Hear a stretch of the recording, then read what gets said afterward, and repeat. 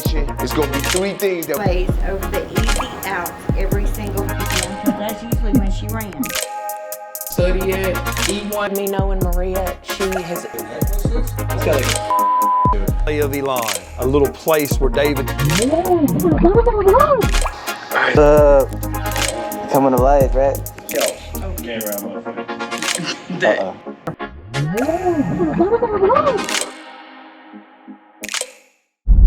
Yeah, welcome to Orange Mountain here. You don't know what you will see out here. You see any and everything out here. You see people in addiction, all kinds of stuff. But I'm from Binghampton, which is right next door, the heart of Binghampton. And when I go over there, it sends like chills over me. Yes, Men and Women Warrior Center. Yeah. We're gonna pick Brian up and bring him with us. Gotta pick up Brian. That's where all the magic happens. Look, he's in here making shorts. Yeah, we're gonna go down to this black art museum. There is where a photograph of my dad when he was looked like he was about 4 or 5 years old. It's a famous photo from Tent City. Okay. You will see. Yeah, let's get out of here. I'm gonna fight this A&D thing with y'all and with them 12 steps. Y'all get what I mean by that when I say that? Because every day y'all come in here and I see y'all, you know what I'm saying, whether you're struggling or not, I want y'all to get it off y'all chest, man. I want y'all to share it, because you're gonna get some positive feedback. You know what I'm saying? Everybody in here, don't care how old you is, how young you are, you always got something to say. You know what I'm saying? That's gonna help the next man. That's called service work. I'm starting back over now. I work 1 through 12. When I get to 12, I start all the way over, because I'm always on 12 step. I'm always on the 12 step. That's service work.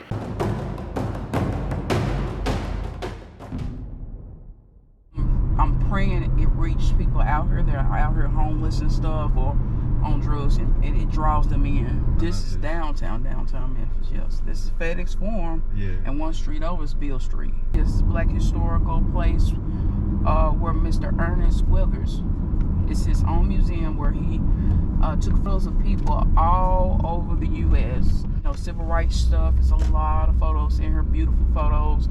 You see all the blues singers and stuff right up here where that car turn right up there. Downtown Memphis. We're officially walking on Bill. So a couple months had passed and I get a call my grandmother had cancer too. I asked God what the hell was he doing? Why? Why was he doing this to me? I was just that selfish. I'm thinking about myself and my feelings. And the people that I really love was gonna be taken away from me. And I knew it was gonna happen soon. Last year I did 2 art shows here.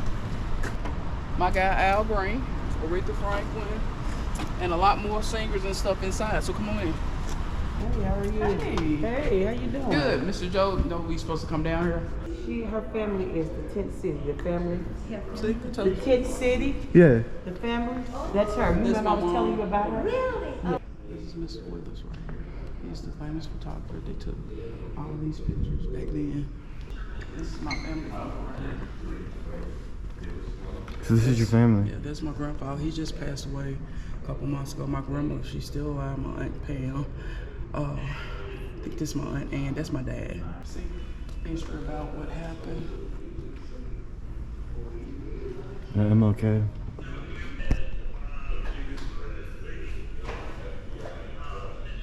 I want my story to touch people. Mm-hmm. Let people know it don't matter how low in life you are, God can pick you up and turn everything around. He can. And then too, he can elevate you. Yes, Elevate you. Your gifting is painting. Yes, ma'am. And he can use your painting as a tool to draw people. It's so good seeing you. Yes, sir. Yes, sir. Hi, I'm Casey. That's Joe Casey. Calvin, how you doing? Nice to meet you, man. It all started years ago about a photo of my family that my mom found. This photo was taken in 1960, and as a method of voter suppression, they would evict people. So there were 2 farmers that allowed people to build tents on their property, therefore assigning addresses to those tents, which allowed them to vote. But it was really amazing that we had the photo on the wall, and she was excited to see it. And we kind of clicked because she's an artist.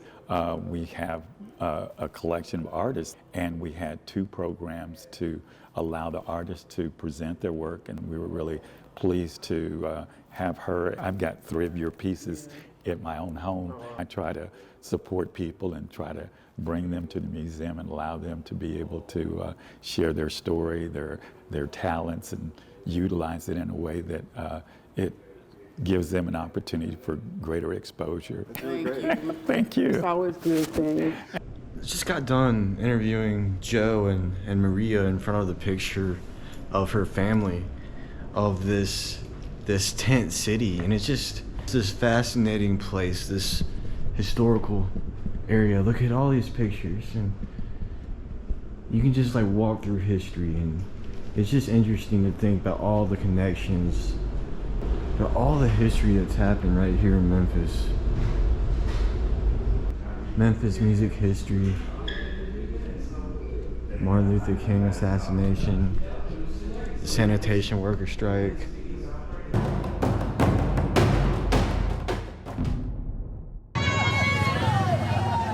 It's just beautiful. The energy out here and the people out here are just smiling and vibrant. So I'm truly blessed to be here. Over 400 local artists from Memphis and across the country came together to celebrate this year's Cooper Young Festival. The event, which is held in Memphis's largest historic district, celebrated its 35th year with more than 130,000 visitors. It's Maria Mack's first time selling her artwork at the festival, and she says she couldn't be happier to be a part of it. It helps get our work out.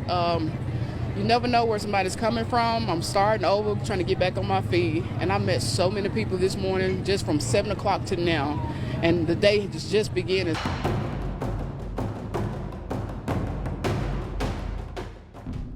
I was born and raised in Memphis, Tennessee, born in 1968. I did a lot of drugs and grew up and all of that, but something that got a hold of me even worse than that was I became a thief. My first memory, I was 5 years old, and I got my parents kicked out of a trailer park because I was running around stealing everybody's stuff. I picked up my first arrest at age 6 for shoplifting. The further I went, the worse I became. I was very angry. I started fires. These people invited me to church one time, and they took me to church. I started a fire in the bathroom. I wasn't 10 years old. Age of 14, I did my first burglary through the roof. And all I can say is, eventually, I'm 19 years old and I'm a professional burglar. Cracking safes, stealing collectibles. At the age of 28, I got a $500,000 bond on me. I was facing 15 to 20 years at each place. Life was over for me. On January 21st, 1997, I got down on the cold jail cell floor and I cried out on Jesus with everything I had in my heart. We used to come in here, buy dope all down through here at night. It's so bad. I was all walking up through here. All this was fenced up. This is Binghampton. This is where it all began at. So this is where I grew up at. This is Harold Street. This house is my grandmother's house. This is Binghampton. This is the heart of Binghampton. This is where I grew up. Used to run, walking, playing up through here. I remember coming down this street, and my little cousins was down here playing basketball. Did nobody want to say anything to me because I was just dead gone, like on drugs, just gone. And one time I ain't have nowhere to go, right? And I was getting high. See this house right here? This one? Yeah. I sat right there on them steps right there getting high right there. Can we go back there? I ain't finna go back there. No. I'm not going back there. See, you don't know if somebody's in there or not. This store right here, I used to come up here a lot because when this store was open, it basically was like a dope area. Like dope dealers come up here, sitting up inside, sitting outside selling drugs. I used to come here, get drugs, come around this building right here. Many times getting high all back here. And people used to stand on the side right here. That's why all this trash and stuff is over here. Yeah, because people used to be selling or using or drinking their beers and stuff. All right, so we're out here in Binghampton. This is where Maria came from, and this is just one of the many areas of Memphis that is an area of poverty, stricken by drugs and addiction, racial issues. It's a very dangerous part of town. In fact, I mean, we're out here right now, and Maria's kind of nervous. I wanted to come out here and talk about some of the issues going on, why we have the Warrior Center, why we want to help people change their lives. Okay, Maria, her life has been transformed. You see where she's come from, you hear some of her story. I hear about myself drinking in the corners over there doing whatever. It's sad. Her family's home is literally like 2 blocks down that way, maybe a little bit further. And here she was out here all alone in her addiction, struggling, lost, alone, broken. We're out here to try to give hope. We want to give hope to the city of Memphis. God will transform your life. We made the center. We painted from top to bottom, scraped the floors. It felt like it was my own home. We loved each other there, and it's true love there. And I just thank God that center, that one center in Arkansas, kept me from running. I finally graduated. I never thought I would. And I thank God because I felt my mama and my grandma's presence.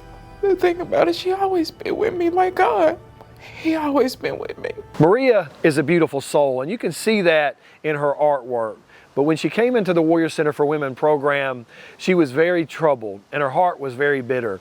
And she would get off track easily and get frustrated and leave. But we kept giving her chances, and that's the Warrior Center model. We're a mercy ministry, and God didn't give up on us, so we don't give up on people. She kept coming back, and each time Maria would come back, she would stay a little longer, and her heart began to heal. But it was like God was just peeling back the layers of the onion, and more healing was happening, and she began to get over her anger and her bitterness. And finally, last year, she graduated the program. And when she graduated, she said that God put it on her heart to go into the ministry and serve other men and women who had been through many of the struggles that she had been through. So now she's doing a great job. She's a living testimony, and she's also continuing in her artwork, which is a beautiful picture of the grace of God. I truly believe that we are building the most powerful ministry in the country. The Warrior Center is a year-long program that's meant to change lives and for lives to stay changed.